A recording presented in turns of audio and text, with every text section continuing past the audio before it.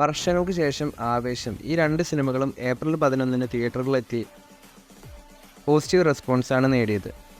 ഈ രണ്ട് സിനിമകളുടെയും ഓപ്പണിംഗ് ദിവസത്തെ കളക്ഷൻ റിപ്പോർട്ട് ഇപ്പോൾ പുറത്തു വന്നിട്ടുണ്ട്.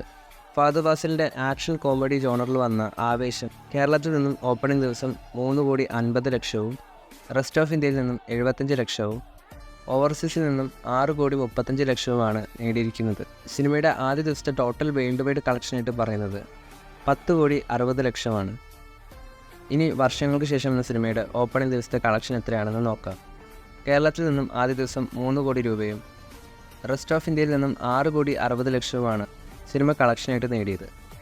വർഷങ്ങൾക്ക് ശേഷം എന്ന സിനിമയുടെ ആദ്യ ദിവസത്തെ ടോട്ടൽ വേൾഡ് വൈഡ് കളക്ഷനായിട്ട് പറയുന്നത് 10,20,00,000.